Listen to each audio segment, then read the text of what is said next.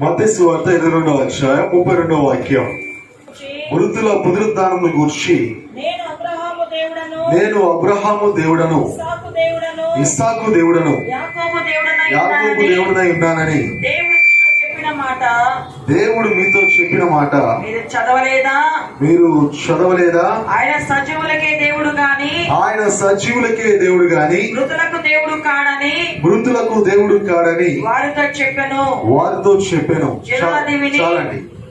ఇక్కడ మనము సేవిస్తున్న దేవుడు, మనం ఆరాధిస్తున్న దేవుడు, మీరందరూ కూడా ఇందాక చెప్పారు కదా, ఆయన సజీవులకే దేవుడు గాని మృతులకు దేవుడు కాదు. ఆయన సజీవులకే దేవుడు. అక్కడ 22వ అధ్యాయంలో 3 విషయాల గురించి అక్కడ రాయబడి ఉంది. 1 నుంచి 14 వరకు కూడా పరలోక రాజ్యం తన కుమారునికి పెండ్లి విందు చేసిన ఒక రాజును పోలి ఉన్నది అనే మాటలు మనం అక్కడ చూస్తాం. రెండవదిగా 15 నుంచి 22 వచనాలలో పరిసయ్యులు వచ్చి కైసరుకు పన్నియాలా లేదా అని యేసుక్రీస్తు వారిని శోధిస్తూ ఉన్నారు.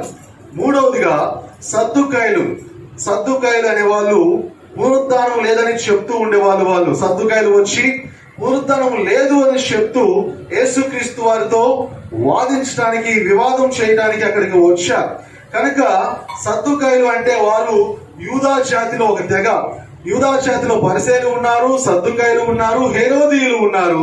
వారు వచ్చి పునరుద్ధానం లేదు అని యేసుక్రీస్తు వారితో వాదిస్తూ ఉన్నప్పుడు అందుకు యేసుక్రీస్తు వారు అన్నారు, నేను సజీవులకు దేవుడను, మృతులకు దేవుడను కాదు. దేవుడు సజీవులకు దేవుడు గాని మృతులకు దేవుడు కాదని చెప్పి దిమ్మ తిరిగే ఒక విషయాన్ని చెప్పాడు. ఒక మైండ్ బ్లాక్ అయ్యే ఒక విషయాన్ని చెప్పాడు. వారందరూ కూడా ఆశ్చర్యపడ్డారు ఆ బోధకు. అప్పుడు యేసుక్రీస్తు వారు చెప్తున్నారు, మీరు వినలేదా? దేవుడు సజీవులకే దేవుడు గాని మృతులకు దేవుడు కాదని మీరు చదవలేదా అని చెప్పి ఒక వాక్యాన్ని చెప్తూ ఉన్నాడు. ఏ వాక్యం యేసుక్రీస్తు వారు కోట్ చేస్తున్నారంటే నిర్గమకాండం 3వ అధ్యాయం 6వ వచనం.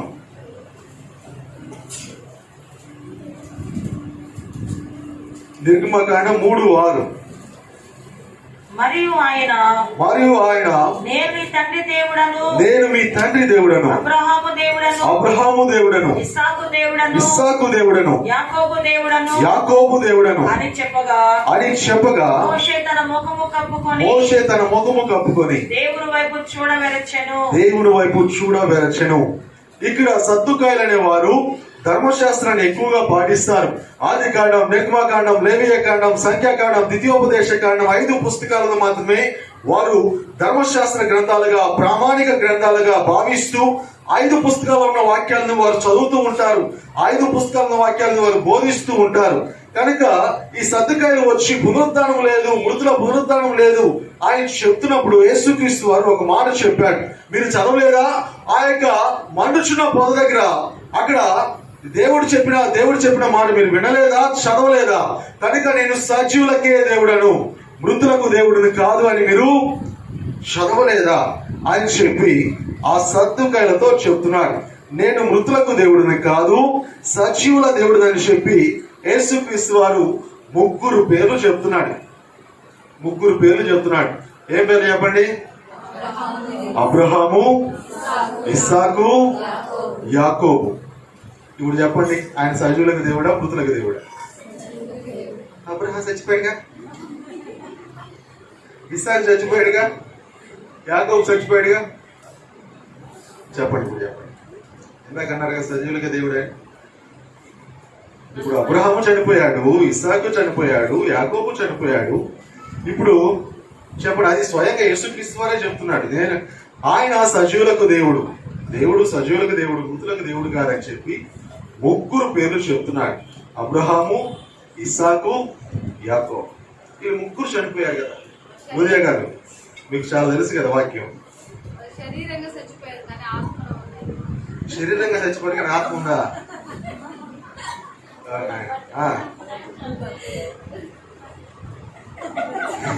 ఏంటమ్మా?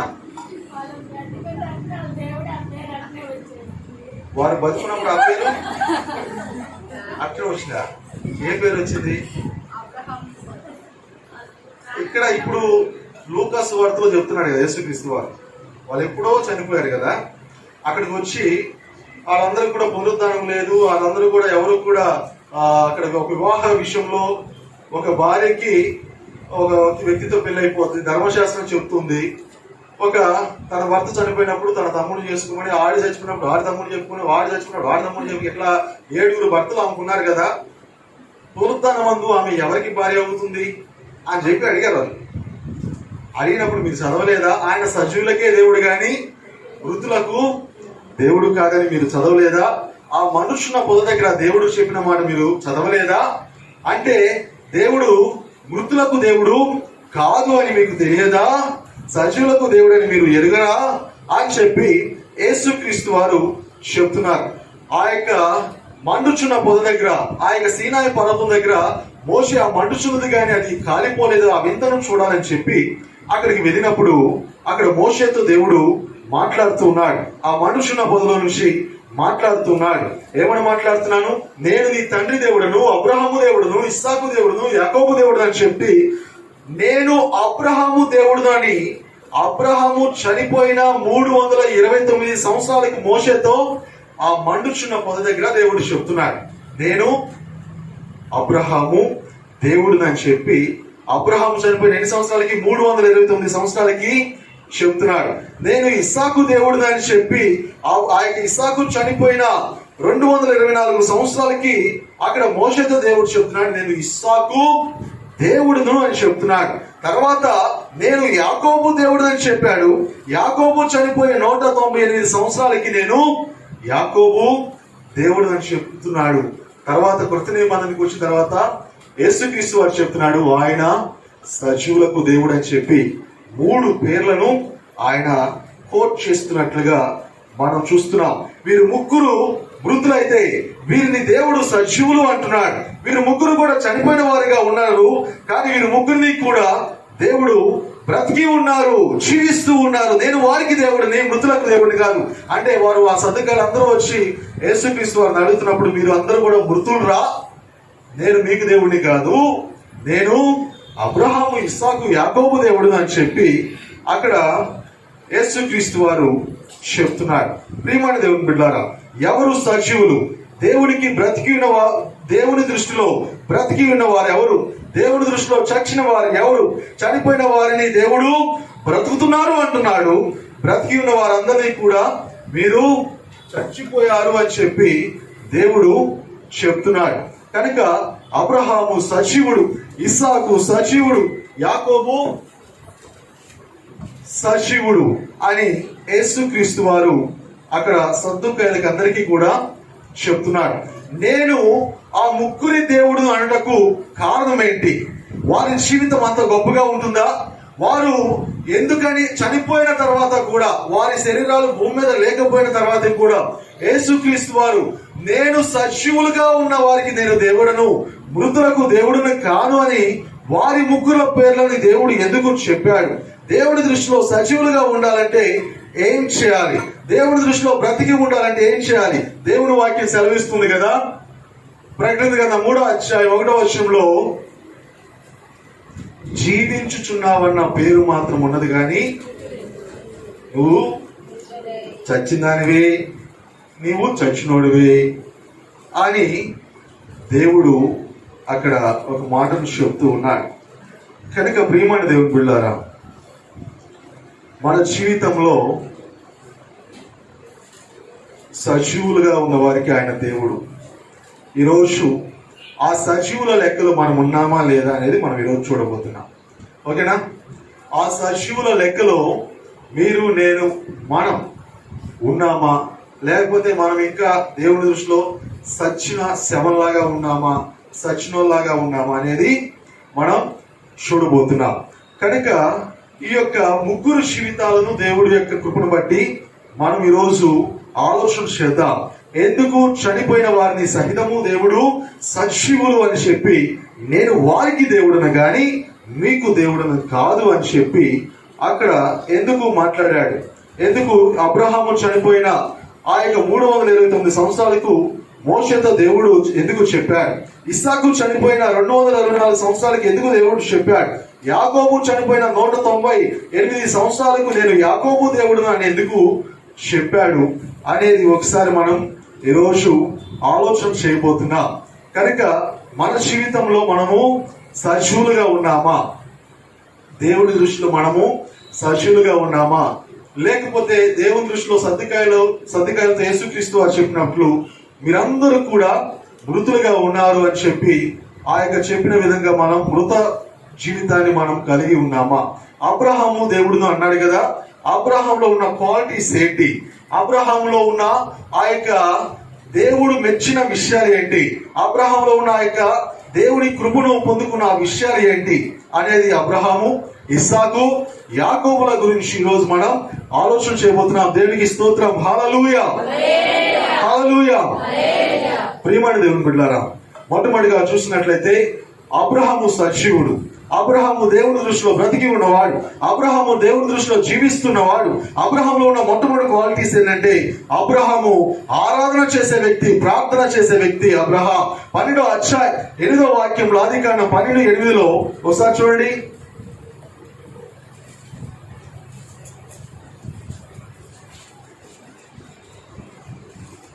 12వ అధ్యాయం 8వ వచనం.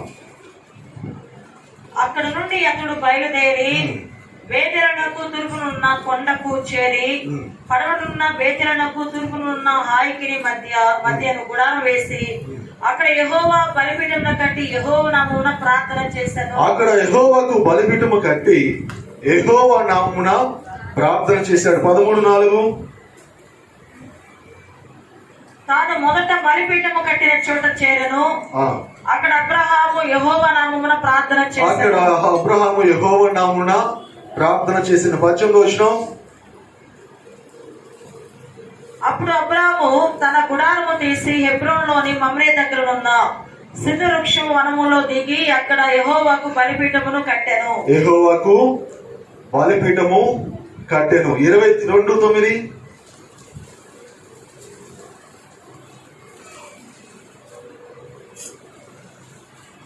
అలాగ వారిద్దరు కూడి వెళ్లి దేవుడు అతనితో చెప్పిన చోటికి వచ్చినప్పుడు అబ్రహాము అక్కడ బలిపీఠము కట్టి కట్టెలు చక్కగా పేర్చి తన కుమారుడు ఇస్సాకును బంధించి ఆ పీఠము పైన నున్న కట్టెల మీద ఉంచెను.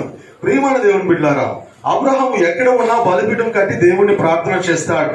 ఎక్కడ ఉన్నా, ఏ ప్రదేశంలో ఉన్నా ఆయనను ఆరాధన చేస్తాడు. కనుక బలిపీఠము కట్టడమే కాదు, బలిపీఠం మీద ఉంచుటకు కూడా అబ్రహాము నేర్చుకున్నాడు. బలిపీఠం మీద పెట్టుటకు కూడా అబ్రహాము నేర్చుకున్నాడు. బలిపీఠం ఎవరైనా కడతారు, కానీ ఆ యొక్క బలిపీఠం మీద ఉంచే విషయంలో చాలా వెనుకంజ వేస్తారు. అందుకే తన కుమారుని కూడా దేవుని మాట చొప్పున బలిపీఠం మీద పెట్టడానికి కూడా అబ్రహాం వెనుకాల. దేవునికి స్తోత్రం. హల్లెలూయా. బలిపీఠం కడుతున్నాడు అనేక సార్లు ఆ యొక్క పశువులను, ఆ యొక్క గొర్రెలను వధిస్తూ ఉన్నాడు. కానీ దేవుడు నీ కుమారుని ఉంచు అన్నప్పుడు కూడా తన కుమారుని కూడా వెనుక తీయక అబ్రహాము బలిపీఠం మీద పెట్టుటకు, దేవుని మాటకు విధేయత చూపుటకు కూడా వెనుకాడలేదు అబ్రహాం. అందుకని దేవుడు అన్నాడు, నేను ప్రార్థన చేస్తూ ఉన్నా, బలిపీఠము కట్టి నన్ను ఆరాధన చేస్తూ ఉన్నా అబ్రహాము దేవుడను. ప్రియమైన దేవుని బిడ్డలారా, రెండవదిగా అబ్రహాము జీవితంలో ఏమి ఆ యొక్క జీవితం యొక్క విశేషం, అబ్రహాము జీవితం యొక్క గొప్ప శ్రేష్టత ఏంటంటే దేవుని మాటను బట్టి, దేవుని మాటను అనుసరించే వ్యక్తి అబ్రహాం. దేవుని మాటను అనుసరించే వ్యక్తి అబ్రహాం. అబ్రహాముకు దేవుడు, మహిమగల దేవుడు ప్రత్యక్షమై నీ ఇంటిని విడిచిపెట్టమన్నాడు. నీ ఇంటిని విడిచిపెట్టమన్నప్పుడు అబ్రహాము ఆ మాటను బట్టి, దేవుడు ఎవరో తెలియదు అబ్రహాంకి. అసలు దేవుడు ఎలాగ ఉంటాడో తెలియదు, నిజమైన దేవుడు ఎవరో తెలియదు. అబ్రహాము కుటుంబం అంతా కూడా విగ్రహారాధన చేసే కుటుంబం. యెహోషువ గ్రంథం 24వ అధ్యాయం 2వ వచనం.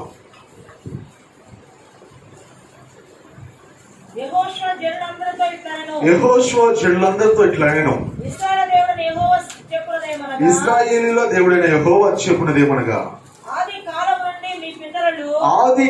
నుండి మీ పితరులు అనగా అబ్రహాము అనగా అబ్రహామునకును నాహోరుకును నాహోరుకును తండ్రైన తెరహు కుటుంబీకులకు తండ్రి అయిన తెరాహు కుటుంబీకులకు నది యూఫ్రటీస్ అద్దరిని నివసించి నది యూఫ్రటీస్ అద్దరు నివసించి ఇతర దేవతలను పూజించిరి.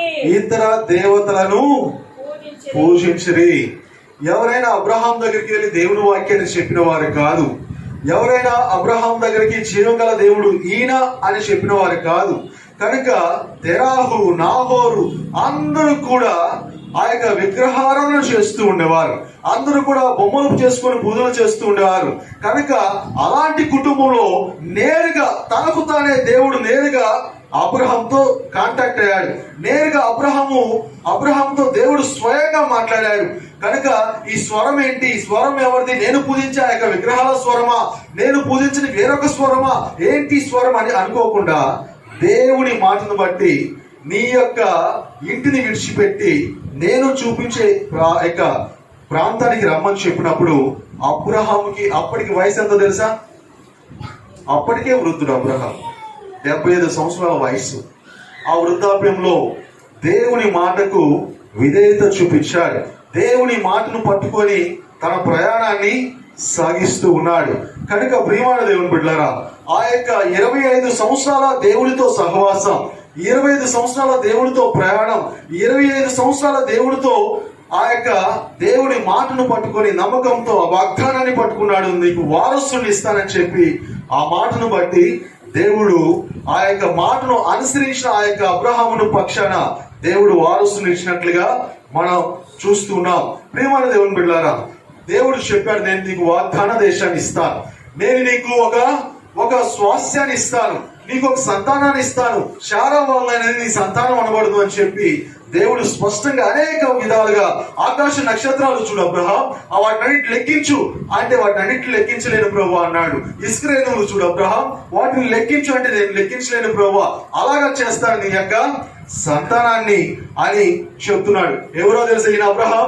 వారి తల్లి తండ్రి తాతలు ముత్తాతలు అందరూ కూడా విగ్రహారాధికులే.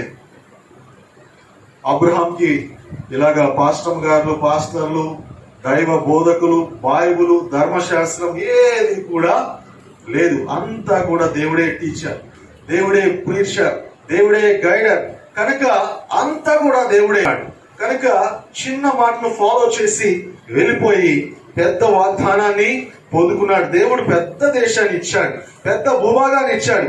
అంత వాగ్దానం చేయబడిన దేశాన్ని అబ్రహాంకు దేవుడు ఇస్తే, కానీ అబ్రహాం ఏం చేశాడు తెలుసా?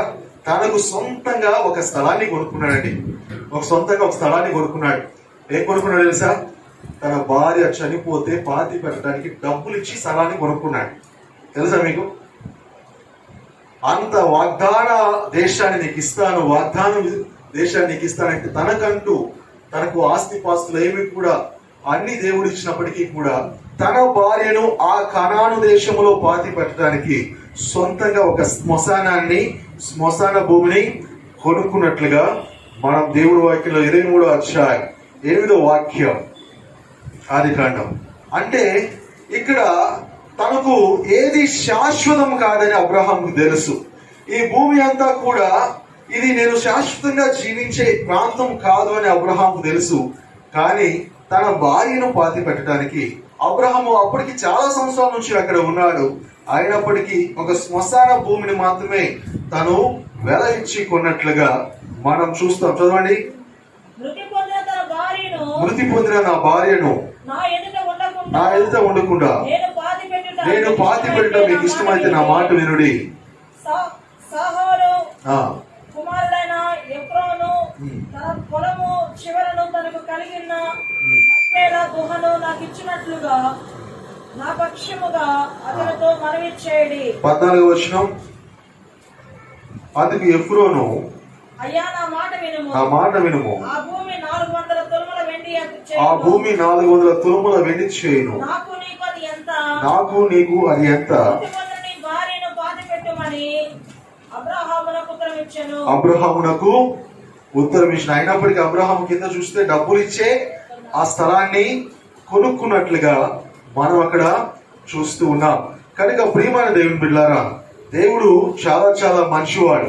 దేవుడి యొక్క కృప చొప్పున అబ్రహాముకి దేవుడు ఆ యొక్క భూమిని అంతా ఇచ్చినప్పుడు అంతా కూడా ఆక్రమించుకోవాలి, అంతా కూడా ఎవడి మాట వినలేదు, వినకుండా ఉండవలసింది నా యొక్క భూమి దేవుడు నాకు ఇచ్చాడు. ఎవడేమంటాడు?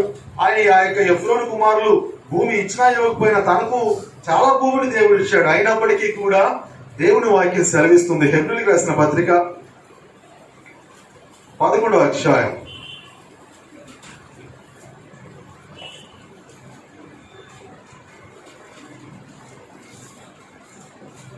11వ అధ్యాయం 8వ వచనం, 8-9 వచనాలు.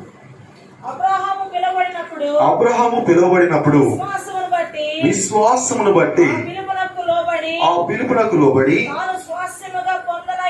తాను స్వాస్యముగా పొందనైన ప్రదేశమునకు బయలువెళ్ళెను. మరియు ఎక్కడికి వెళ్ళవలనో అది ఎరుగక బయలువెళ్ళెను. విశ్వాసమును బట్టి అతడును అతనితో వాగ్దానములకు సమాన వారసులైన ఇస్సాకు యాకోబు అను వారును గుడారంలో నివసించు అన్యుల దేశంలో ఉన్నట్లుగా వాగ్దత్త దేశంలో పరవాసులైది. తర్వాత 10 ఏలయనగా దేవుడు దేనికి శిల్పియు నిర్మాణకుడై ఉన్నాడు. పునాదులు గల ఆ పట్టణం కొరకు అబ్రహాము ఎదురు చూచుండెను. కనుక దేవుడు ఒక వాగ్దాన భూమి ఇచ్చాడు, ఒక స్థిరమైన వాగ్దానం ఉంది అబ్రహాం. కానీ ఆ యొక్క వాగ్దాన దేశంలో కూడా ఇది శాశ్వతం కాదు, ఇది తాత్కాలికమే. నేను దీని కొరకు ఎదురు చూడకూడదు. నా నిరీక్షణ, నా యొక్క ఎదురు చూపు అంతా కూడా రాబోతున్న భూమి కొరకు, రాబోతున్న క్రొత్త ఆకాశం క్రొత్త భూమి కొరకు, శాశ్వత జీవితం పొందే ఆ పరలోక రాజ్యం కొరకు అని చెప్పి అబ్రహాము తనకంటూ కొనుక్కున్న ఒక వెల ఇచ్చి కొనుక్కున్నాడు ఒక శ్మశాన భూమిని. ఎందుకో తెలుసా? ఈ శ్మశాన భూమిని కేవలం పాతి పెట్టడానికి, తను బిల్డింగ్లు కట్టుకోవడానికి కాదు, తను నివసించడానికి కాదు, తన భార్యను పాతి పెట్టడానికి ఒక శ్మశాన భూమిని కట్టుకున్నాడు. అతను ఎప్పుడు కూడా ఎదురు చూస్తూ ఉన్నాడు ఆ యొక్క పరలోకానికి ఎక్కిపోవాలని, ఆ యొక్క నిరీక్షణ కలిగి, దేవుని రాజ్యాన్ని కొరకు నిరీక్షణ కలిగి ఉండాలని అబ్రహాము ఆశిస్తున్నాడు. కనుక ప్రియమైన దేవుని బిడ్డలారా, ఈ యొక్క అబ్రహాము ఒక నిరీక్షణ కలిగి ఉన్నాడు. నిరీక్షణ దేని కొరకు? నిరీక్షణ వాగ్దాన భూమి ఇస్తానన్న ఆ యొక్క వాగ్దాన భూమికి కొరకు కాదు. దేని కొరకు నిరీక్షణ చెప్పండి? పునాదులు గల పట్టణం. ప్రస్తుతానికి భూమికి పునాదులు లేవు కదా, ఎందుకంటే శూన్యంలో ఎలాంటి తీశాడు కదా. కనుక దేవుడు శూన్యంలో ఎలాంటి తీశాడు కనుక స్థిరమైన పట్టణం ఇది కాదు. ఇది ఎప్పుడైనా లయం అయిపోవాల్సిందే. ఇది ఎప్పుడైనా మహావేంద్రముతో దేవుడు ఒక మాట చెప్పగానే అంతా కూడా లయమైపోవాల్సిందే. కనుక అబ్రహాము ఇది పునాది లేదు, నేను పునాదులు గల పట్టణం కొరకు ఎదురు చూస్తూ ఉన్నాను, పునాదులు గల ఆ యొక్క నిరీక్షణ కలిగి ఉన్నాను అని చెప్పి అబ్రహాము చెప్తూ ఉన్నాడు. తీతుకు రాసిన పత్రిక 2:12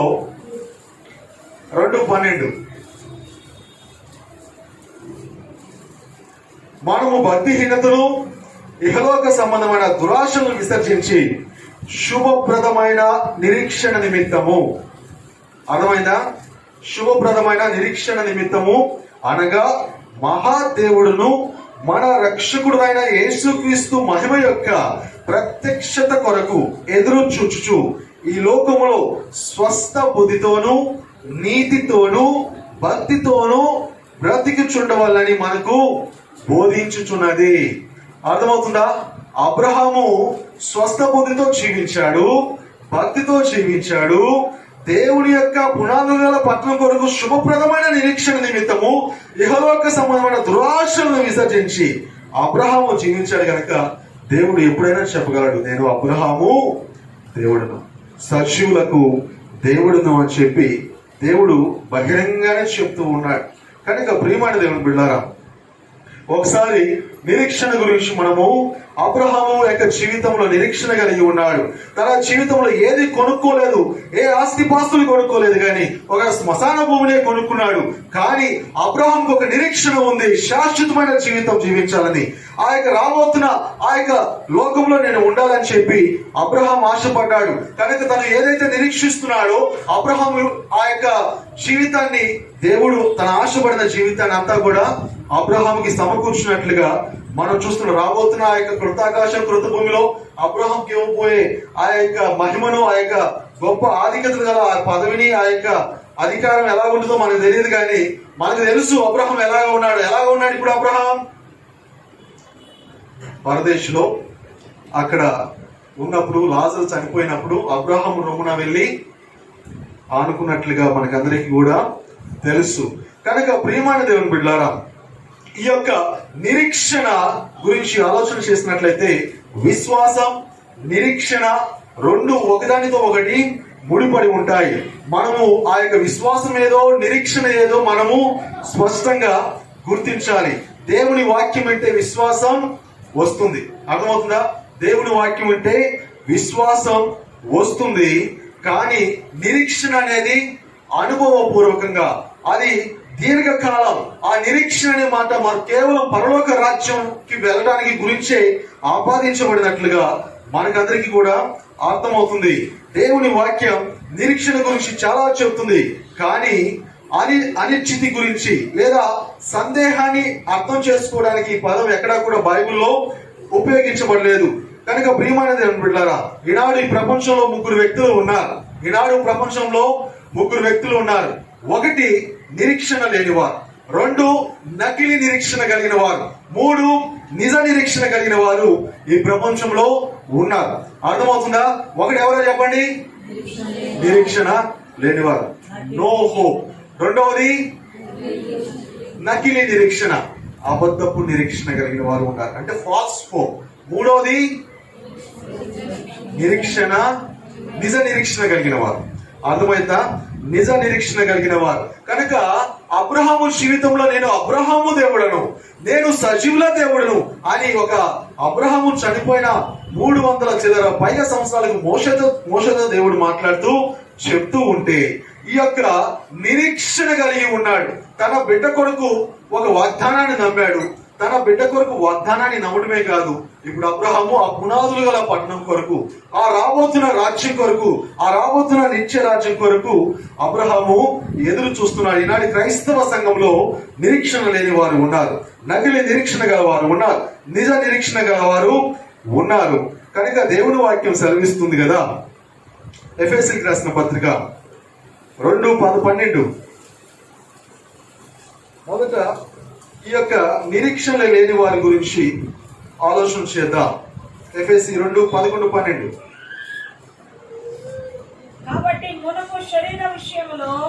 మునుపు శరీర విషయంలో అన్యజనులై ఉండి శరీరమందు చేతితో చేయబడిన సున్నతి గలవారు అనబడిన వారి చేత సున్నతి లేని వారు అనబడిన మీరు ఆ కాలమందు ఇశ్రాయేలులతో సహపౌరులు కాక పరదేశులను, వాగ్దాన నిబంధనలు లేని పరజనులను, నిరీక్షణ లేని వారును, లోకమందు దేవుడు లేని వారై ఉండి క్రీస్తుకు దూరస్తుడై ఉంటుంది మీరు జ్ఞాపకము చేసుకొనుడి.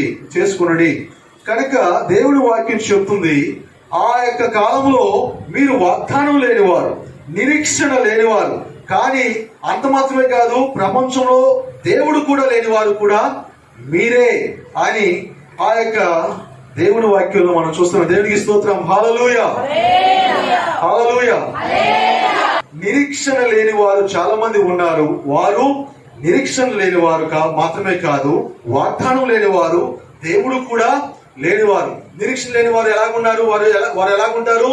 వాగ్దానం లేనివారు, దేవుడు లేనివారు. పరలోక రాజ్యానికి వెళ్ళాలి, దేవుని యొక్క రాజ్యంలో పునాదులు గల పట్టణం కొరకు ఎదురు చూశాడు అబ్రహాం. నేను ఆ యొక్క పునాదులు గల పట్టణం కొరకు, ఆ రాజ్యం కొరకు నేను ఎదురు చూడకపోతే నాకు నిరీక్షణ లేదు మాత్రమే కాదు, నాకు దేవుడు కూడా లేడు. అంత మాత్రమే కాదు, నాకు వాగ్దానం కూడా లేదు. కనుక నేను నిరీక్షణ లేని జీవితం జీవిస్తున్నట్లయితే భరించలేని దుఃఖముగా నా యొక్క బ్రతుకు అంతా కూడా మారిపోతుంది. భరించలేని బాధగా నా బ్రతుకు మారిపోతుంది.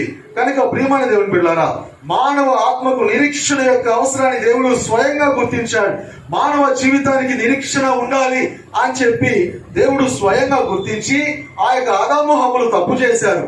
ఆ యొక్క మాటను వినలేదు.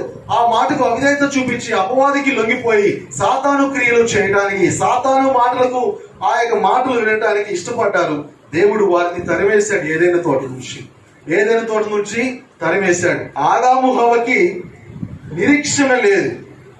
ఆ నిరీక్షణ లేని కారణం చేత వారు బయటికి వెళ్లి నిరీక్షణ లేకుండా జీవిస్తారు. వారి తర్వాత తరాలన్నీ కూడా అంధకారంలో మునిగిపోతాయని చెప్పి దేవుడు ఒక నిరీక్షణను ఏర్పాటు చేసినట్లుగా ఆదికాండం 3:15 అక్కడ దేవుడు ఒక నిరీక్షణ లేకుండా ఉన్న వారికి నిరీక్షణ కలిగించే ఒక వాగ్దానం చేశాడు. ఏమని చేశాడు? ఇదిగో నువ్వు సాతానుతో దేవుడు చెప్తున్నాడు, నీవు వీరిని మోసం చేశావు కాబట్టి స్త్రీ సంతతి నుండి వచ్చేవాడు నీ తల చిత్త కొడతాడు అని చెప్పి వారి రక్షణ ప్రణాళిక కొరకు ఆదాము హవ్వలకు దేవుడు ఒక నిరీక్షణ ప్రణాళికను ఏర్పాటు చేశాడు. కనుక దేవుడు మానవులకు ఒక నిరీక్షణను అనుగ్రహించాడు. దేవుడు మానవులకు నిరీక్షణను ఇచ్చాడు. ఆ యొక్క ఆదాముకు దేవుడు నిరీక్షణను ఏర్పాటు చేశాడు. కనుక ప్రియమైన దేవుని బిడ్డలారా, ఈ యొక్క పౌలు ఎటువంటి నిరీక్షణ లేని వారి గురించి ఎఫెసీయులకు రాసిన పత్రికలో చెప్తున్నట్లుగా మనం చూస్తూ, వారు కేవలం దేవుడు కూడా లేని వారు, అంటే దేవుడి రాజ్యాన్ని గురించి కూడా ఆలోచన చేయరు కనుక వారు పరలోక రాజ్యం వారికి అవసరం లేదు, దేవుడు కూడా లేని వారుగా ఉన్నట్లుగా మనకి అర్థమవుతుంది. కనుక ప్రియమైన దేవుని బిడ్డలారా, మనిషి పుట్టినప్పటి నుంచి కూడా మనిషి తన నిరీక్షణను చాలా మంది మీద ఉంచుతూ వస్తున్నాడు. ఆ యొక్క నిరీక్షణ చాలా మంది అన్యులు చాలా మంది ఏం చేస్తారంటే ఒకటి లేదా ఎక్కువ దేవుళ్ళ మీద వారి యొక్క నిరీక్షణను ఉంచుతారు. కనుక ఆ విధంగా మనిషిలో ఆ యొక్క నిరీక్షణ లేమి వలన చాలా చాలా భయంకరమైన విపత్కరమైన పరిస్థితులు వస్తాయి. ఈనాడు చాలా మంది యవనస్తులు చాలా మంది ఆత్మహత్య చేసుకోవడానికి కారణం ఏంటో తెలుసా? నిరీక్షణ లేకపోవటం. నా జీవితం లేదు, నా భవిష్యత్తు లేదు, నా యొక్క జీవితం ఇంతే అని చెప్పి నిరీక్షణ లేని జీవితాన్ని జీవిస్తూ వారందరూ కూడా, యువకులు ఈ విధంగా పెద్దవారు అందరూ కూడా హోప్ లేకుండా ఉండటం వలన ఆత్మహత్య చేసుకుంటూ మరొక అవకాశం మాకు లేదు, భవిష్యత్తు లేదని చెప్పి లోకానుసారంగా ఆలోచన చేసి వారి జీవితాలను ముగించుకుంటూ ఉన్నారు. కనుక నిరీక్షణ లేని వారు ఈ యొక్క ప్రపంచంలో ఉన్నారు. వారు దేవుడు లేని వారు, వారు వాగ్దానం లేని వారు అని చెప్పి దేవుడు వాక్యం సెలవిస్తుంది. రెండవదిగా నకిలీ నిరీక్షణ కలిగిన వారు. రెండవది ఎవరు అంటే ఫాల్స్ హోప్, అంటే డూప్ నిరీక్షణ. వీళ్ళందరూ కూడా మందిరాలకు వస్తారు, వీళ్ళందరూ కూడా ప్రార్థనలు చేస్తారు, వీళ్ళందరూ కూడా దేవుని వాక్యాన్ని చెప్తారు, బోధిస్తారు. కానీ వీళ్ళు నకిలీ నిరీక్షణ లేదా అబద్ధపు నిరీక్షణ కలిగిన వారు.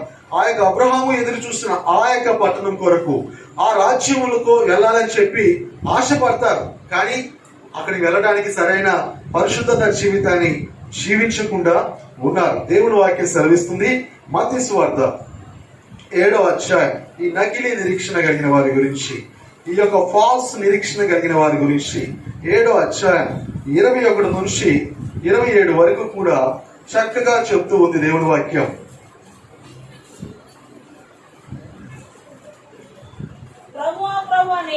ప్రభువా ప్రభు అని నన్ను పిలుచు ప్రతివాడును పరలోక రాజ్యంలో ప్రవేశింపుడు గాని పరలోకమందున్న నా తండ్రి చిత్త ప్రకారం చేయువాడే ప్రవేశించును.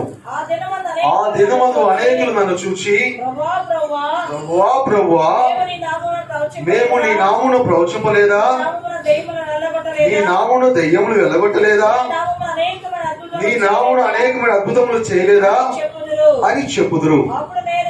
అప్పుడు నేను మిమ్మల్ని ఎన్నడూ ఎరుగును, అక్రమము చేయవాలరా నా యొద్ద నుండి పొండని వారితో చెప్పాను. కాబట్టి ఈ నా మాటలు విని వాటి చొప్పున చేయి ప్రతి వాడును బండ మీద తన ఇల్లు కట్టుకొని బుద్ధిమంతుని పోలి ఉండెను. వాన కురిసెను, వరదలు వచ్చెను, గాలి విసిరి ఆ ఇంటి మీద కొట్టెను కానీ దాని పునాది బండ మీద వేయబడింది కనుక అది పడలేదు. మరియు ఈ నా మాటలు విని వాటి చొప్పున చేయని ప్రతి వాడును ఇసుక మీద తన ఇల్లు కట్టుకున్న బుద్ధిహీనుని పోలి ఉండును. వాన కురిసెను, వరదలు వచ్చెను, గాలి విసిరి ఆ ఇంటి మీద కొట్టెను, అప్పుడు అది కూలబడిను, దాని పాటు గొప్పదని చెప్పాను. కనుక ఈ నకిలీ నిరీక్షణలో ఉన్న వారు కేవలం మనలాంటి మీలాంటి విశ్వాసులే కాదు. ఈ నకిలీ నిరీక్షణ కలిగే వారు అద్భుతములు చేస్తారు. వీళ్ళు అద్భుతములు చేస్తారు. చేస్తున్నాము అంటే దెయ్యాలు పరిగెడతాయి, దెయ్యాలు పడిపోతాయి, వాళ్ళ ముందు జనాలు వెళ్ళిపోతారు, పడిపోతారు. కనుక అద్భుతాలు, దెయ్యాలు ఆ యొక్క ప్రతిదీ కూడా ఆ యొక్క ప్రవచనాలు ప్రవచిస్తారు, అన్నీ చేస్తారు. కానీ వీళ్ళెవరో నాకు తెలియదు అంటున్నాడు దేవుడు. వీళ్ళెవరో నాకు తెలియదు అంటున్నాడు దేవుడు. కనుక వీళ్ళెవరు అంతా ఎవరు? ఏ కేటగిరీ? నకిలీ నిరీక్షణ, అబద్ధపు నిరీక్షణ. వీరందరూ కూడా తప్పుడు నిరీక్షణ. నిరీక్షణ లేని వారి కంటే ఈ యొక్క జీవితం చాలా చాలా దరిద్రం. దేవుడి వాక్యం సెలవిస్తుంది, నువ్వు చల్లగానైనా ఉండు, వెచ్చగానైనా ఉండు, లేకపోతే తమిళ ఏముంటుంది, వాంతి చేసుకో. అంటే నువ్వు చూస్తే దేవుడు వాంతి వచ్చేస్తుంది, తెలుగులో ఉమ్మి వేస్తారని ఉంటుంది. కనుక నిన్ను చూస్తే దేవునికి వాంతి, ఉమ్మి అన్ని వచ్చేస్తాయి. అసహ్యం అనమాట. ఒక పెంటను చూస్తే మనకి ఎలా కనిపిస్తుంది, వెంటనే పక్కన ఉమ్మేస్తాం. కానీ మన ముఖాలని పెంట ముఖాలాగా ఉంటాయి. ఎట్లా ఉంటే నకిలీ నిరీక్షణతో ఉంటే, నకిలీగా దేవుని ఆరాధన చేస్తే. కానీ ఇక్కడ అద్భుతాలు చేసే వాళ్ళు ఉన్నారు, ప్రవచనాలు చెప్పే వాళ్ళు ఉన్నారు, తర్వాత దెయ్యాలను వెళ్ళగొట్టే వాళ్ళు ఉన్నారు, అందరూ ఉన్నారు. మాటికి ప్రభువాని ఎరిగెత్తి కేకలు వేసే వాళ్ళు ఉన్నారు. వీరందరూ అంటే దేవునికి నచ్చదంట. వీళ్ళందరూ అంటే దేవునికి ఇష్టం. వీళ్ళందరూ కూడా నకిలీ నిరీక్షణ కలిగిన వారిగా మనం చూస్తూ ఉన్నాం. కనుక ప్రియమైన దేవుని బిడ్డలారా, ఈ యొక్క నకిలీ నిరీక్షణ ఉన్నవారు దృఢమైన ఫౌండేషన్ వేయలేరు. దృఢంగా తన యొక్క ఇంటిని, జీవితం అనే ఇంటిని దృఢంగా వేయలేరు. ఈ నా మాటలు విని వాటి చొప్పున చేయువాడు బండ మీద తన ఇల్లు కట్టుకున్న వాడిని బుద్ధిమంతుని పోలి ఉన్నాడు. వాన కురుస్తుంది, వరదలు వస్తాయి, గాలి వస్తుంది, ఆ ఇల్లు పడదు. కానీ ఈ నా మాటలు విని కూడా వాటి చొప్పున చేయని ప్రతివాడును ఇసుక మీద తన ఇల్లు కట్టుకుని బుద్ధిహీనుని పోలి ఉండను. వాన వస్తుంది, వరదలు వస్తాయి, గాలి వస్తుంది, ఆ ఇల్లు పడిపోతుంది, దాని పాటు గొప్పదని దేవుడు చెప్తూ ఉన్నాడు. కనుక ప్రియమైన దేవుని బిడ్డలారా, వీళ్ళందరూ కూడా ఇసుక మీద కట్టుకునే చాలా ఇల్లులు కట్టుకుంటున్నారు. ఈ యొక్క నకిలీ నిరీక్షణ కలిగిన వారు, అబద్ధపు నిరీక్షణ కలిగిన వారు. కనుక ఈ యొక్క బ్యాప్టిజం, సంఘ సభ్యత్వం లేదా ఈ పనులన్నీ కూడా చేస్తే పరలోకానికి వెళ్తామని చెప్పి వీరందరూ కూడా దేవునికి ఇష్టం లేని కార్యాలు అవన్నీ తీసుకున్నా కూడా దేవునికి అవిధేయతగా జీవిస్తూ నమ్మక ద్రోహిగా, నమ్మకము దేవుని మీద పూర్తి నమ్మకం ఉంచకుండా, విశ్వాసం లేకుండా, అవిశ్వాసంతో, దేవుడు అంటే భయం భక్తి లేకుండా జీవిస్తూ ఈ విధంగా ఉన్నారు. ఏలీ కుమారులు మనకందరికీ తెలుసు. అర్థమవుతుందా? ఏలీ కుమారులు మనకందరికీ తెలుసు. వారు ఏలీ గర్భంలో పుట్టడం బట్టి వారు ఆ యొక్క ఇద్దరు కుమారులు కూడా ఆ యొక్క మందిరంలో ఒక యాజకులుగా ఉన్నారు. యాజకులుగా ఉంటూనే తప్పు చేశారు, వ్యభిచారం చేశారు. కానీ దేవుడు ఏం చేశాడు? ప్రజలందరి చెవులలో గింగురమనే విధంగా వారి చావును రాసి పెట్టాడు. ప్రజలందరి చెవులు గింగురమంటాయి అని చెప్పి దేవుడు చెప్పి, ఏలీ కుమారులు ప్రముఖమైన వ్యక్తులు కావచ్చు, ఒక యాజకులు కావచ్చు, గొప్ప గొప్ప బోధకులు కావచ్చు, కానీ నకిలీ నిరీక్షణతో దేవుడిని అనుసరించారు. ఏలీ యొక్క కుమారులు, ఏలీ జీవితం కూడా అక్కడే ఆగిపోయినట్లుగా మనం చూస్తున్నాం. కనుక ప్రియమైన దేవుని బిడ్డలారా, దేవుని యొక్క భయం మీద స్థాపించబడిన జ్ఞానం కూడా వ్యర్థం. దేవుని యొక్క భయం మీద స్థాపించబడిన ఏది కూడా ఈ ప్రపంచంలో అది వ్యర్థం. అబ్రహాము ఎదురు చూశాడు ఆ యొక్క పునాదులు గల పట్టణం కొరకు. తను శ్మశానానికి ఒక భూమిని కూడా తను వెలయించి కొనుక్కున్నాడు. నేను ఉండాల్సింది ఇక్కడ కాదు, నేను పరదేశిని, నేను ఉండాల్సింది గుడారం వేసుకొని జీవిస్తున్నానని చెప్పి తన జీవితంలో ఆ పునాదులు గల పట్టణం కొరకు నిజ నిరీక్షణ కలిగి జీవించినట్లుగా మనం చూస్తున్నాం. నిజమైన నిరీక్షణ అంటే ఏంటో ఒకసారి ఆలోచన చేసినట్లయితే, తీతుకు రాసిన పత్రిక 2వ అధ్యాయం 13వ వాక్యం.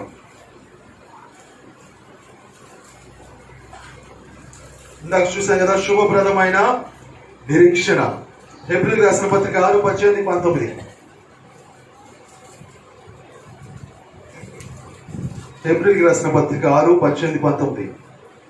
నిశ్చలమైనదని ఆ వాగ్దానమునకు వారసులైన వారికి మరి నిశ్చయముగా కనపరచవాలని ఉద్దేశించిన వాడై తాను అబద్ధమాడజాలని నిశ్చలమైన రెండు సంగతులను బట్టి మన ఎదుట ఉంచబడిన నిరీక్షణను చేపట్టుటకు శరణాగతులమైన మనకు బలమైన ధైర్యము కలిగినట్లు ప్రమాణము చేసి వాగ్దానమును దృఢపరచెను. ఈ నిరీక్షణ నిశ్చలమును స్థిరమునై మన ఆత్మకు లంగర్ వలె ఉన్నది. కనుక ప్రియమైన దేవుని బిడ్డలారా, విశ్వాసం అనేది శరీరానికి ఉపయోగపడుతుంది, నిరీక్షణ అనేది మన ఆత్మకు ఉపయోగపడుతుంది. నిరీక్షణ లేకుండా ఎంతకాలం మనం క్రైస్తవులుగా ఉన్నా ఎన్ని చేసినా కూడా మనము నకిలీ యొక్క నిరీక్షణ కలిగి మనము దేవుడు ఎరుగను అని చెప్పి ఇసుక మీద కట్టుకున్న ఒక బుద్ధిహీనుని పోలిన ఇసుక మీద ఇంటిని కట్టుకున్న ఒక బుద్ధిహీనుని పోలిన వారంగా మనం జీవిస్తూ ఉన్నాం. కనుక మనందరం ఇప్పుడు ఎలాగున్నా అబ్రహాం కలిగిన నిరీక్షణ కలిగి ఉన్నామా, లేకపోతే నకిలీ నిరీక్షణతో ఉన్నామా, లేకపోతే నిరీక్షణ లేని వారుగా ఉన్నామా, లేకపోతే నిజ నిరీక్షణ కలిగి ఉన్నామా, లేకపోతే మనం మృతులుగా ఉన్నామా, లేకపోతే సజీలుగా ఉన్నామా? ఏదో ఒకటి చెప్పండి, త్వరగా ముగిస్తాను. కనుక మన జీవితంలో ఈ యొక్క అబ్రహాము, నేను అబ్రహాము దేవుడను అని చెప్పి దేవుడు చెప్పడానికి మొదటి కారణం ఏంటి చెప్పండి? అబ్రహాము ప్రార్థన చేసే వ్యక్తి, ఆరాధన చేసే వ్యక్తి. బలిపీఠాలు కట్టడమే కాదు, బలిపీఠం మీద తన కుమారుని ఉంచడం కూడా అబ్రహాం తెలుసుకున్నాడు. కానీ దేవుడు, అయ్యా బలిపీఠం మీద నీ కుమారుడు వద్దు, నీ కుమారుని మరలా నీకు ఇస్తానని చెప్పి మరలా ఇచ్చేశాడు. అబ్రహాము ఎంతగా దేవుడి మాటను నమ్మాడంటే, దేవుడు అవునంటే అవును, కాదంటే కాదు అన్నట్లుగా దేవుడి మాటను నమ్మాడు అబ్రహాం. తర్వాత శారా చనిపోయిన తర్వాత అబ్రహాం కెతురాని వివాహం చేసుకున్న తర్వాత 6 సంతానాన్ని దేవుడు ఇచ్చాడు అబ్రహాంకి. దేవునికి స్తోత్రం, హల్లెలూయా. ఆ ఇష్మాయేలు, ఇస్సాకు కాకుండానే 6 హాఫ్ బ్రదర్స్, అంటే తల్లి వారి యొక్క వాగ్దానపు ఆ యొక్క ఇస్సాకు తల్లికి పుట్టిన వారు కాకుండా వీరు కెతురాకు పుట్టిన వారు. ఎంత బలాన్ని ఇచ్చాడు! 6 కుమారులు కంటే నేను వృద్ధుడు, నేను మృతుల్యమైన వాడిని అని చెప్పిన ఆ యొక్క అబ్రహాం దేవుడు మాటను బట్టి బలాన్ని పొందుకున్నాడు. 6 సంతానంతో ఈ యొక్క ప్రపంచమంతా కూడా అబ్రహాము సంతానంగా మారిపోయినట్లుగా మనకి అర్థమవుతుంది. మూడవదిగా చూసినట్లయితే, రెండవదిగా ఏంటి చెప్పండి? అబ్రహాం దేవుడి మాటను బట్టి అనుసరించిన వ్యక్తి. మూడవదిగా ఏంటంటే, అన్నిటిలో 10వ వంతు దేవునికి ఇచ్చాడు అబ్రహాం. అన్నిటిలో 10వ వంతు ఇచ్చాడు. దేవుడికి ఇచ్చి ఎవరు కూడా భిక్షం ఎత్తుకోలేదు. కనుక ఈ యొక్క ప్రపంచంలో లైఫ్ ఇన్సూరెన్స్ అనేది ఒకటి ఉందిగా, తెలుసుగా? లైఫ్ ఇన్సూరెన్స్ అంటే మనం బ్రతికినంత కాలం కూడా నెలకు ఒక 5,000, నెలకు 4,000 గడుపున్నాం అనుకోండి. సరే, ఎంతో కొంత మన దగ్గర ఉన్న జీతంలో కొంత డబ్బును మనం లైఫ్ ఇన్సూరెన్స్ కట్టుకున్నాం అనుకోండి. మనం చనిపోయిన తర్వాత మన పిల్లలకు లేకపోతే ఇంకొకరికి ఇస్తారు. అంటే ఆ యొక్క డబ్బుల వలన వారు కొంత ఏదైనా కట్టుకోవడానికి, ఏదైనా ఉంచుకోవడానికి సహాయం ఉంటుంది. కానీ వాళ్ళు చనిపోయిన తర్వాత వాళ్ళు మళ్ళీ లైఫ్ ఇన్సూరెన్స్ కట్టుకోవాలి. వాళ్ళు అలాగే లైఫ్ ఇన్సూరెన్స్ కట్టుకుని చచ్చిన తర్వాతే వస్తాయి. కానీ ఈ యొక్క దశమ భాగం అనేది అబ్రహాము మెల్కీసెదెకుకి ఇచ్చాడు. అబ్రహాము దశమ భాగం మెల్కీసెదెకుకి ఇస్తే 4 తరాల వరకు కూడా దేవుడు ఆ యొక్క దశమ భాగం ఇచ్చారు అని చెప్పి దేవుడు చెప్తున్నాడు. అర్థమైంది? ఇప్పుడు నేను దశభాగం ఇచ్చాను అనుకోండి, పండు ఇచ్చినట్టు, పండు కుమారుడు ఇచ్చినట్టు, ఆ కుమారుడు కూడా దశభాగం ఇచ్చినట్టు. అర్థమవుతుందా? నేను దశభాగం ఇస్తే నేను ఎవరెవరి కోసం నేను దేవునికి డబ్బులు ఇస్తున్నాను, కానికిస్తున్నాను. దశభాగం నా కొరకు ఇస్తున్నాను, పండు కోసం ఇస్తున్నాను, పండు కుమారుడి కోసం ఇస్తున్నాను. ఆ కుమారుడు కోసం కూడా ఆ 3 నా గర్భంలో ఉండి వారందరూ కూడా దేవునికి దశభాగం ఇస్తున్నారు. అర్థమవుతుందా? కనుక నేను ఒక్కడినే దశభాగం ఇవ్వడం కాదు, నేను దేవునికి దశభాగం ఇస్తున్నప్పుడు 4 తరాల వారు నా గర్భంలో ఉంటారు. వీరు దేవునికి, ఆ యొక్క దేవుని యాజకుడికి దశభాగం ఇస్తున్నట్లుగా దేవుని వాక్యం సెలవిస్తుంది. అర్థమవుతుందా? కనుక మన బిడ్డల కొరకు, మన బిడ్డల కొరకు, వారి బిడ్డల కొరకు ఈ యొక్క దశమ భాగం అనేది చాలా ప్రశస్తమైనది. ఎక్కడుంది వాక్యం అని మీరు అడుగుతారు కదా. హెబ్రీయులకు రాసిన పత్రిక 7వ అధ్యాయం 9-10.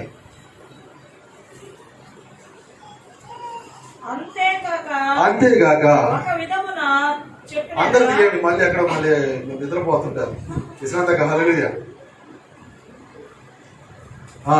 7, 9, 10.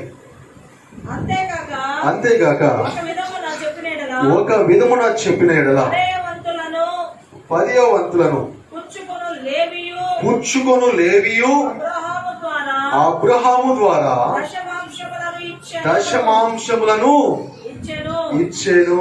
చూడండి, లేవి ఎక్కడ, అబ్రహాం ఎక్కడ? అబ్రహాం కుమారుడు పేరు ఏం పేరు?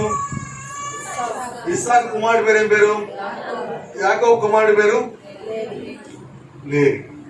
అర్థమవుతుందా? అబ్రహాము, ఇస్సాకు, యాకోబు గర్భాన్ని పుట్టినవాడు లేవి. అంటే అబ్రహాము తనకు ఒక్కడికే దశమ భాగం ఇవ్వలేదు. ఎవరి కొరకు? ఇప్పుడు తన గర్భంలో ఉన్న ఇస్సాకు ఇచ్చాడు, తన గర్భంలో ఉన్న యాకోబు ఇచ్చాడు, తన గర్భంలో అప్పటికి పుట్టిన లేవి కూడా దశమ భాగం వారు కూడా తన గర్భంలో నుంచి దేవునికి ఇచ్చాడు. కనుక మన గర్భంలో రాబోతున్న తరాల వారికి కొరకు కూడా మన గర్భంలో ఉండి వారు దశమ భాగం ఇస్తున్నారు.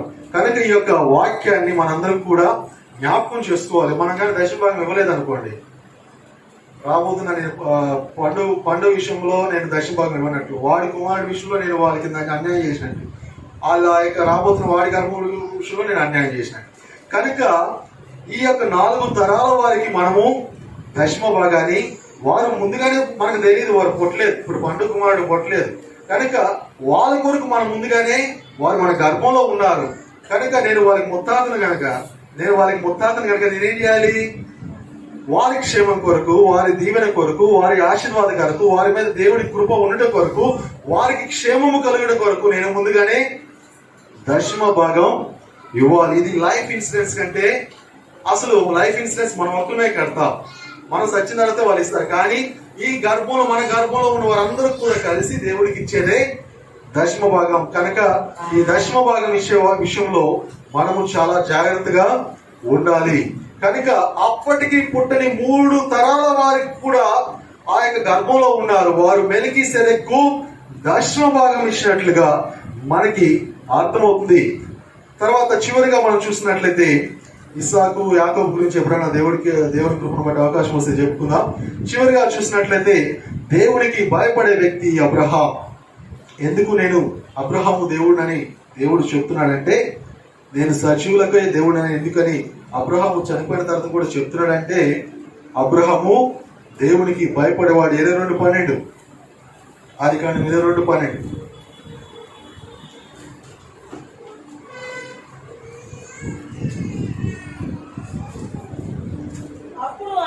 అప్పుడు ఆయన ఆ చిన్నవారి మీద చేయి వేయకము, అతనేమీ చేయకము, నీకు ఒక్కడై ఉన్న నీ కుమారుని నాకు వెనుక తీయలేదు కనుక నీవు దేవునికి భయపడువాడు అని ఇందువల్ల నాకు కనబడుచున్నదని చెప్తున్నా నేను. కనుక దేవుని యొక్క మాటకు భయపడే వ్యక్తి అబ్రహాం. దేవునికి భయపడే వ్యక్తి అబ్రహాం. దైవ భయం అంటే అర్థం ఏంటంటే, పాపాన్ని అసహించుకొని దేవుని యొక్క ఆజ్ఞలకు లోబడట, పాపాన్ని అసహించుకొని దేవుని మాట వినుట. కనుక ఈ యొక్క దైవ భయాన్ని మనం భయపడమే కాదు, మన పిల్లలకు కూడా నేర్పాలనే ద్వితీయోపదేశకాండం 4:10 అక్కడ దేవుని గురించిన భయాన్ని గురించి, తన పిల్లలకు కూడా దేవుని భయాన్ని గురించి చెప్పండి అని చెప్పి అక్కడ రాయబడి ఉంది. రోమపత్రిక 3:18 అక్కడ దేవుని వాక్యం సెలవిస్తుంది, వారి కన్నుల ఎదుట బొత్తిగా దేవుని భయము లేదు. కనుక నేను అబ్రహాము దేవుడను, ఇస్సాకు దేవుడును, యాకోబు దేవుడును అని చెప్పడమే కాదు, వారు చనిపోయిన వారు సజీవులుగా దేవుడు చూశాడు, వారు బ్రతికి ఉన్నవారుగా చెప్తున్నాడు. ఆ యొక్క సద్దుకాయలు ఆ మాట విని చాలా ఆశ్చర్యపోయారు. ఏంటి ఇలాగా చెప్తున్నాడు? ఆయన చెప్పే దాంట్లో ఏమాత్రం కూడా తప్పు లేదే, వారు చనిపోయారు కానీ దేవుడు ఏం చెప్తున్నాడు? నేను అబ్రహాము దేవుడును, ఇస్సాకు దేవుడును, యాకోబు దేవుడు, వారు సజీవులని దేవుడు చెప్తున్నాడు. కనుక ప్రియమైన దేవుని బిడ్డారా, మన జీవితంలో సజీవులుగా ఉండాలి. మన జీవితంలో మృతమైన వారిగా ఉండకూడదు. జీవించున్నామన్న పేరు మాత్రమే ఉండి మనము చనిపోయిన వాళ్ళ లెక్కలో మనము జీవించకూడదు.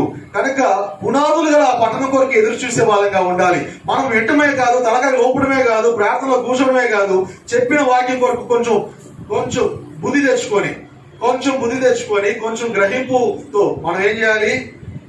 ఎందుకు ఇలాగ చెప్తున్నా, దేవుడు ఎందుకు నాకు ఇలాగ చెప్తున్నాడు, డెల్టా ప్లస్ రాకుండా, డెల్టా ప్లస్ నా చావు రాయపడకుండా, కనుక ఎటువంటి కారణాలు నా కుటుంబం కోల్పోకుండా దేవుని కృపతో ఈ యొక్క మాటలు మరి దేవుడు చెప్తున్నాడు.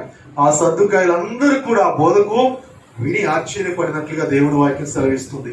కనుక మనం సేవిస్తున్న దేవుడు, ఆరాధిస్తున్న దేవుడు ఆయన సజీవులకే దేవుడు, ఆయన మృతులకు దేవుడు కాదు. ఇక్కడ నాకు తెలుసు, ఇక్కడ చాలా మంది సజీవులు ఉండవచ్చు, మృతులు కూడా ఉండవచ్చు. నాకు తెలుసు, నా మనస్సాక్షికి నాకు తెలుసు, నేను మృతుడనా, నేను చనిపోయిన వాడునా, నేను ఇప్పుడు చెప్పిన వాక్యం ప్రకారం నిరీక్షణ కలిగిన వ్యక్తినా, నకిలీ నిరీక్షణ కలిగిన వ్యక్తినా, లేకపోతే అసలు నిరీక్షణ లేని వ్యక్తినా, దేని కొరకు నా ఎదురు చూపు, ఎక్కడికి చేరుకోవాలని నేను ఆలోచన చేస్తున్నాను, నా గమ్యం ఏంటి, నేను ఎక్కడికి వెళ్ళాలని నేను కోరుకుంటున్నాను అని ఇంకా నేను అది కాకపోతే ఇది కాకపోతే ఇది సంపాదిద్దాం, అది సాధించుకుందాం అని చెప్పి అనుకుంటున్నామా? అబ్రహాము తన యొక్క జీవితంలో ఒకే ఒక స్థలాన్ని కొన్నాడు. తన భార్యను పాతి పెట్టడానికి స్థలాన్ని కొన్నాడు.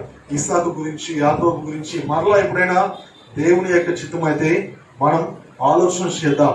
కనుక అబ్రహాము, ఇస్సాకు, యాకోబులను దేవుడు సజీవులుగా మార్చివేశాడు, సజీవులుగా దీవించాడు, సజీవులుగా ఆశీర్వదించాడు. కనుక చనిపోయిన వారందరూ కూడా, ఈ లోకం నుంచి వెళ్ళిపోయిన వారందరూ కూడా, వెళ్ళిపోయిన వాళ్ళ గురించి మనం బాధపడాల్సిన అవసరం లేదు. ఎందుకంటే మనము చచ్చిన వాళ్ళము, వాళ్ళు ఆల్రెడీ బ్రతికి ఉన్నారు, వారు దేవుని కృపలో ఉన్నారు. ఏలియా, మోషే, ఏలియా ఆకాశానికి ఎత్తబడ్డాడు, మోషే చనిపోయాడు. కానీ యేసుక్రీస్తు వారి దగ్గరికి వచ్చి, మా యొక్క రూపాంతర పండు దగ్గరికి వచ్చి ఇద్దరు వ్యక్తులు మాట్లాడారు. వాళ్ళు ఎవరు? ఏలియా, మోషే. దేని గురించి మాట్లాడారు? యేసుక్రీస్తు వారి యొక్క శిలువ త్యాగం గురించి, శిలువ యాత్ర గురించి మాట్లాడినట్లుగా మనం చూస్తున్నాం. వారు చనిపోయిన వారు కాదు, వారు మరలా వచ్చి భూమి మీదకి వచ్చి భూమి మీద జరుగుతున్న విషయాల గురించి మాట్లాడేవారు. కనుక ఇంతకీ షాలేం సంఘస్థులు అందరూ కూడా సజీవులా, మృతులా? ఇప్పుడు చెప్పండి నాకు.